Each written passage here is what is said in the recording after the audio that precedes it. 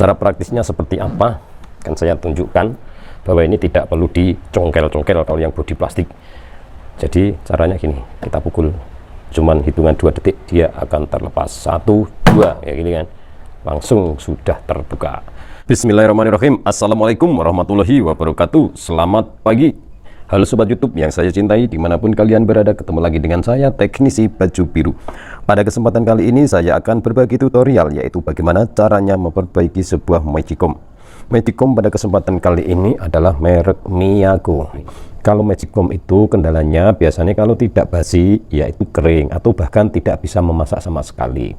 Tetapi sebelum kita buka, sebelum kita eksekusi, kita coba dulu seperti apa apabila ini kita tancapkan pada steker listrik. Kita coba dulu biar kita bisa mengetahui kerusakannya apa yang sebenarnya. Untuk laporannya sih, informasinya sih, ini nggak bisa bagus, nasinya basi ya. Kita buka, kemudian saklarnya ini kita on. Sebelumnya ini nyala ya, untuk lampu indikator yang bagian warem penghangatnya ini nyala sebetulnya. Kita coba dulu untuk memasaknya, apakah elemennya ini masih bisa. Kita tekan tentunya, seolah-olah ini ada pancingnya. Oh, ini masih bisa hangat. Ini masih bisa hangat, jadi untuk elemen pemanasnya yang untuk memasak masih bisa. Berarti untuk informasinya benar ya, ini katanya nggak bisa bagus nasinya basi, berarti kemungkinan besar ini putus untuk elemen yang bagian atas, karena untuk elemen yang bagian atas ini ditutup, ini kan ada elemennya ya, ditutup ini ada elemen ini khusus untuk menghangatkan yang ada di bagian atas ini. Selain menghangatkan, apabila ini putus maka nasinya akan basi. Kenapa nasinya basi? Karena air yang ada ditutup ini tidak bisa menjadi uap, sehingga tidak bisa terbuang melalui lubang pembuangan ini. Bahkan dia nanti airnya yang ada di bagian tutup ini kembali ke nasi, jadi membuat nasinya itu menjadi cepat basi karena tidak ada pemanasan di sini. Kalau ada pemanasan di sini kan menjadi uap, yang ada di sini nanti menjadi uap sehingga keluar, tidak turun ke bawah. Begitu juga yang ada di dinding. Untuk elemen yang ada di dinding juga seperti itu. Kalau tidak hidup atau mati, nanti air yang ada di dinding ini tidak bisa menguap ke atas. Kemudian apabila ada kasus tertentu itu nasinya kering, kalau nasinya kering itu ada kemungkinan termis di dalamnya. Sini kan ada otomatisnya pemutus dan penyambung tegangan listrik yang menuju ke elemen baik atas maupun bawah. Itu termisnya mungkin sudah tidak berfungsi dengan baik, yang seharusnya memutus dia tidak memutus, sehingga nasinya akan kering karena elemennya bekerja terus. Begitu juga basi itu juga salah satu penyebab. Yang lain juga karena termis yang tidak normal, seharusnya sudah mulai hidup lagi tetapi dia tidak hidup karena termisnya sudah tidak berfungsi. Kemudian kalau kering, ini seal karet ini yang ada ditutup ini juga akan berpengaruh. Bukan hanya kering ya, untuk basi juga bisa dari sini, karena air setiap kali dibuka itu kan air yang ada di sini yang belum sempat menguap kan harusnya turun lewat sini, ada alurnya. Kemudian setiap kali ditutup itu kan keluar ya, posisi tertutup, nanti airnya akan keluar lewat lubang ini, keluar lewat lubang, 2 lubang ini, kemudian akan tertampung di sini. Jadi tampungan ini harus kan ya dia bersihkan juga ya. Kalau nanti airnya sudah ada di sini, tuh ini ada batasan garis-garis ini ya, ini biar jelas ini bahwa ini ada airnya. Kalau sudah sampai di sini diambil, dibuang. Ini kan udah, jangan sampai terbuang tumpah di situ ya, nanti kan jadinya kotor gitu kan. Ini kan cuma ditekan bagian bawahnya gini kan, udah bisa buka gini, langsung diambil gini, buang gitu, biar nggak ada bakteri yang ada di sini. Kalian diambil, buang gitu, dibersihkan, udah pasang lagi gitu. Kemudian seal yang ditutup tadi ya, belum saya jelaskan bahwa seal ini kalau sampai terkikis, kadang ada yang sudah sobek-sobek itu ya, ini kan membuat tutup ini nggak rapat ya, nggak rapat, sehingga nanti nasinya akan cepat kering karena ada penguapan melalui pintu-pintu ini ya. Ini jadinya seal ini sebaiknya diganti kalau memang sudah pada sobek. Ini murah seal kayak gini, ini banyak yang jual juga. Ini seal kayak gini tuh murah, nggak nyampe 15.000. Kemudian tutupnya ini juga kalau sudah rusak, ini kan juga untuk kontrol keluar uap ya. Kalau terlalu lebar nanti juga akan cepat kering. Baik, langsung saja kita lakukan perbaikannya. Kemudian ini saya lepas dulu untuk stekernya. Untuk perbaikannya, pada kesempatan kali ini saya akan berikan cara buka tutup yang bawah ini, cara yang praktis, yang tidak perlu mencongkel. Jadi ya, ini tutupnya nggak perlu dicongkel sehingga bagian bawahnya ini tidak luka. Tapi ini khususnya pada bodi yang plastik gini ya. Kalau yang bodinya dari besi itu ya agak susah memang itu. Harusnya juga nyongkel pelan-pelan. Kalau ini nggak perlu nyongkel, bisa. Tetapi skrupnya yang di sini harusnya diambil dulu. Ini kan penguncinya ada dua ya, skrup samping sama bawah. Kita ambil dulu untuk skrupnya. Oh maaf, ubeng saya ini kok nggak bagus. Ganti yang panjang. Wah, kencang skrupnya. Kita simpan. Kemudian yang bawah ini juga ada satu, biasanya agak panjang kalau yang ini.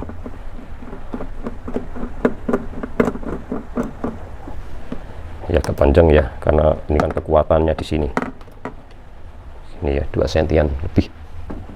Cara praktisnya seperti apa? Kan saya tunjukkan bahwa ini tidak perlu dicongkel-congkel kalau yang bodi plastik. Jadi caranya gini, kita pukul cuman hitungan 2 detik dia akan terlepas. 1, 2 kayak gini kan, langsung sudah terbuka. Kemudian langsung kita lanjutkan untuk perbaikan magicom gini. Sebaiknya dikasih alas gini ya, biar bodinya tuh enggak tergores. Ini saya kasih alas keset biar enggak tergores. Kita cek satu per satu. Tadi keluarnya basi. Kalau basi itu satu dari termis, kita cek dulu termisnya. Wah, itu termisnya sudah lepas, itu termisnya enggak di posisinya. Kelihatan enggak itu? Wah, itu enggak ada dudukan itu. Ini termis. Harusnya termis itu menempel ya, itu enggak menempel ini. Nah, ini termisnya aja dah. Oh, udah bisa lepas gini. Jadi kan enggak akurat. Ini kok enggak ada dudukannya ya? Berarti ini udah pernah diservis kayak ini. Mana enggak ada dudukannya? Enggak ada. Berarti nanti harus bikin kayak itu dudukannya. Terus ini ada kabel putus, tapi ini kabel bukan kabel elemen atas, ini kabel apa ya? Oh, kabel yang ke PCB yang ke lampu. Untuk ini kan nolnya ya, nol lampu yang cooking, berarti kan sama barengan dengan heater cooking, berarti kan ini lampu indikator cooking. Pantesan tadi nggak nyala, ini putus. Nanti berarti harus buka ini. Kemudian elemen yang samping tidak ada yang putus. Kalau secara fisik kabelnya nggak ada yang putus, yang atas belum kelihatan. Berarti kita harus memperbaiki ini dulu ke lampu. Berarti kita buka itu apa namanya, dudukannya switch ini, dudukannya saklar ini kita lepas dulu. Untuk melepasnya ini kita buka sedikit kaitan ini, nggak usah melepas skrupnya. Nah, gini aja sudah bisa. Terus untuk dudukan ini kan harus dicongkel. Kalau ini congkel pakai jempol jari. Nah, ini. Nah, wah ini ada yang putus itu, yang kabel satu ini putus di situ. Nanti solder. Tapi untuk memasang dudukan termis, wah dudukan termis harus bikin guys. Banyak kerjaan ini guys, karena nggak ada ini loh, termisnya nggak ada dudukannya. Jadi pantesan. Nah, ini harusnya kan nempel, ini nempel gini ya, nempel di dinding. Kalau gini kan ngambang gini kan nggak bisa membaca, gimana mau bagus. Untung saja ini nggak putus semua elemen ini, karena ini nggak membaca di dinding, ya bisa putus semua. Terus kita cek sekalian untuk elemen atas. Kalau elemen atas itu paling sering putus karena ini kan ngengsel gini ya. Kemudian elemen itu di atas ini, sedangkan kabel 2 itu kecil, biasanya putusnya di bagian dalam. Untuk tahunya harus kita buka dulu, ini tutup sampingnya, tutup tadi tampungan air tadi harus kita lepas biar kita tahu putus atau tidaknya.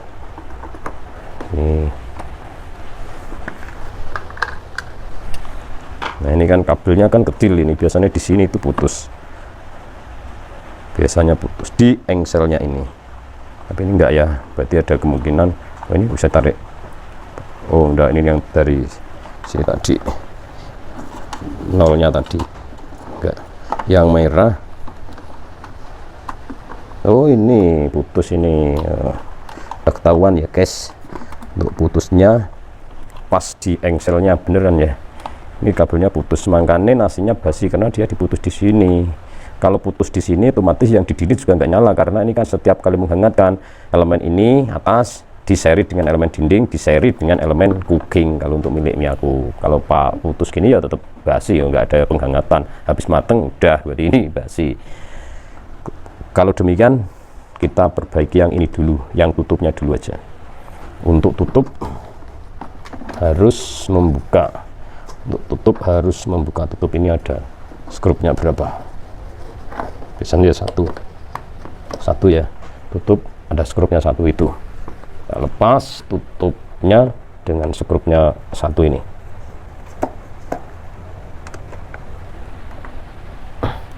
Kalau sudah skrup terlepas, ini harus kita congkel. Kalau ini obengnya yang tipis ya, yang bisa masuk ini, terus kita urutkan kancingannya kan di sini beberapa tempat gitu untuk kancingan.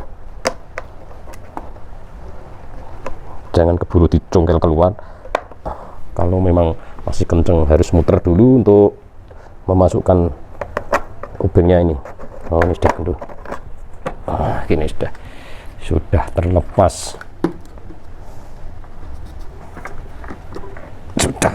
bersih ya, ini tutupnya ya, termasuk bersih ini. Kalau tutupnya seperti ini, tadi yang putus yang merah, kabel merah putus. Oh, kalau ini masih bisa disambung sih, karena cuman di situ.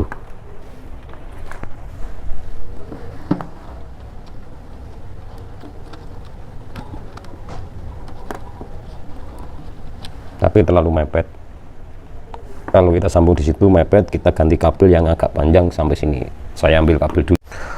Untuk kabel, kebetulan saya yang merah sudah habis. Ini adanya kabel warna putih, nggak masalah ya.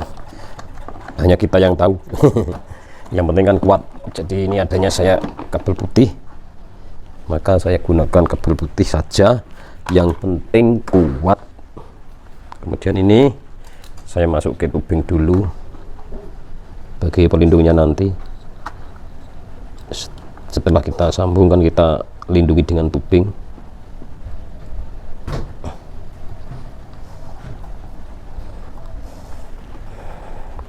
Ini ya kabel besar, kita bakar. Udah, karena kalau di posisi engsel ini kan bahaya, lebih baik kita tarik ke bawah biar di dalamnya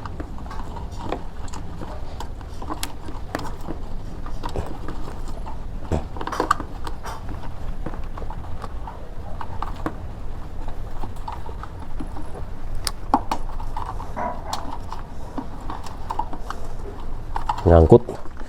Daya udah masuk, jadi kalau dia gerak-gerak ini kan yang, kalau gerak-gerak itu yang kabel utuh, bukan yang sambungan. Di situ yang ini tadi kita masukin lagi kabel putihnya.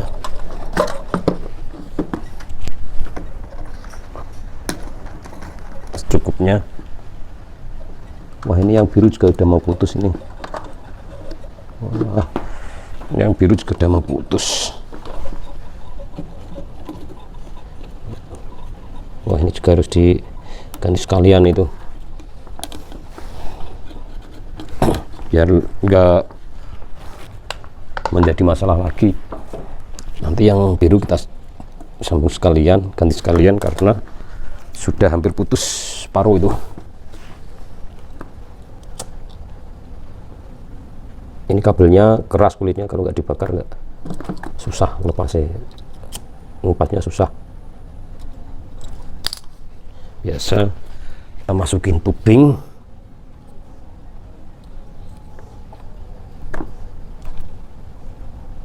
terus kita sambung bundel gini aja nggak apa-apa, yang penting kuat. Tubing kita masukin, kita bakar. Selanjutnya kabel yang berwarna biru, karena tadi sudah mau putus ini, saya putus kalian aja biar tidak terulang nanti untuk masalahnya. Saya ganti sekalian. Sini kabelnya adanya warna coklat, nggak masalah warna coklat, yang penting bagus, kuat. Biasa ini sudah tua jadinya ya pada putus, memang sudah saatnya nyervis. kasih selongsong bakar apa tubing, selongsong bakar. Seperti tadi ya, kalau sambungan itu diusahakan jangan di posisi engsel, nanti akan cepat putus.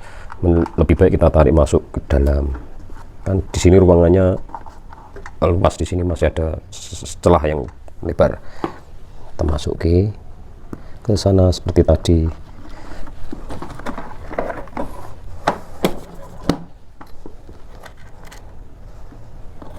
Ya di sini juga enggak apa-apa nih, jangan lupa selongsongnya bakar masukin dulu.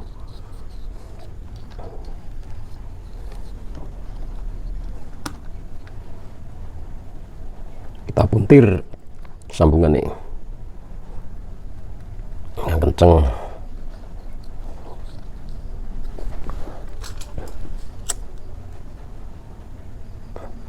Sudah cukup.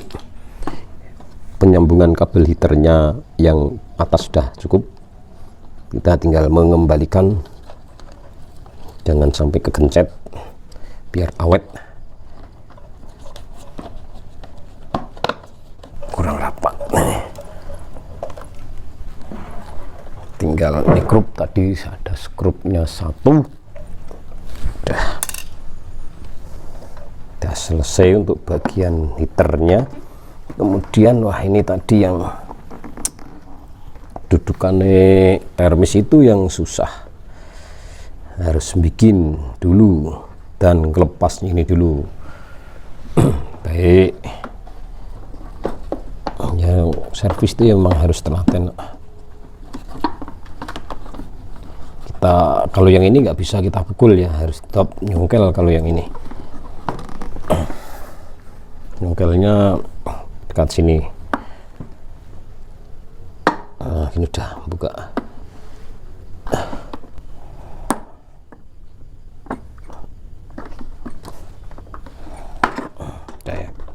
Udah terbuka. Aduh.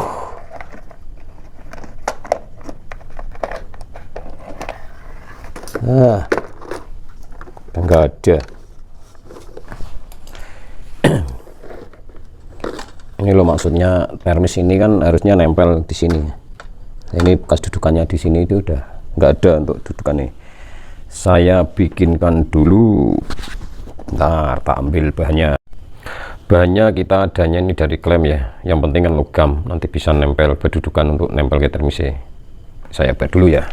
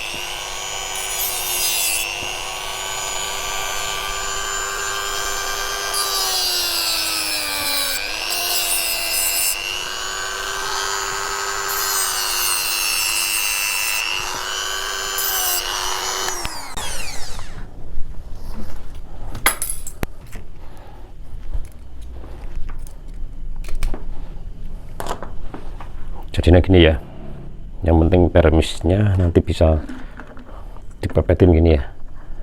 Ini untuk penyangga gini, langsung saja kita pasang.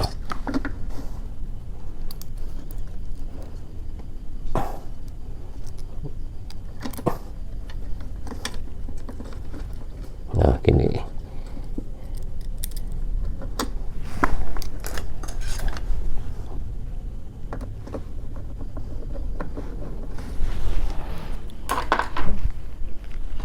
Kemudian pada ujungnya ini, ujung termisnya kita kasih apa namanya, pasta penghantar panas ini loh, biar ngontaknya ke bodi Magicom itu nggak ada hambatan, biar ngontaknya bisa maksimal. Dikasih itu sebetulnya untuk servis lampu LED ya, tapi bisa digunakan karena intinya untuk transfer panasnya itu biar bisa maksimal.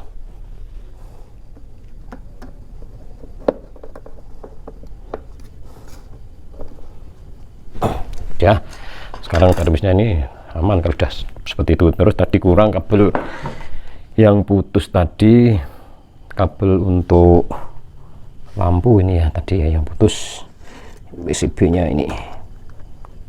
Oh, itu udah kelihatan, kita solder. Kalau selanjutnya untuk nyolder kabel tadi ya kita kasih tenol dulu, ini yang mau kita solder. Ini untuk lampu tuh ini sebetulnya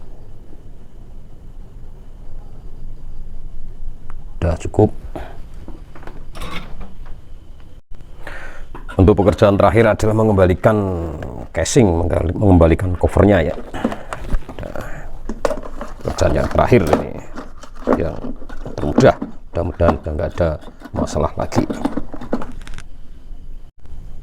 Terus tutup yang bawah yang terakhir, pas kayak sekalian ini harus pas ya, lubang bautnya ini loh, lubang baut ini harus pas.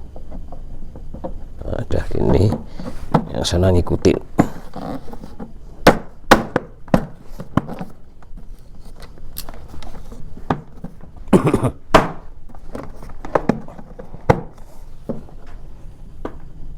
Tinggal nyekrup, udah selesai.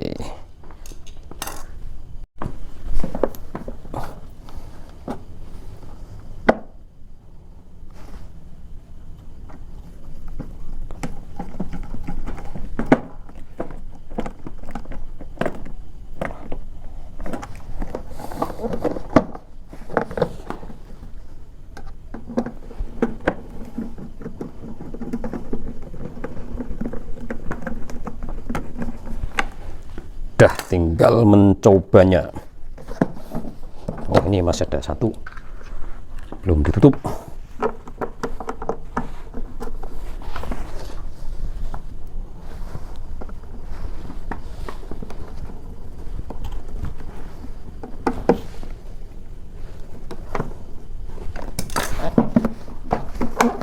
Coba lampunya tadi nyala enggak? Mana sih? Oh, sini.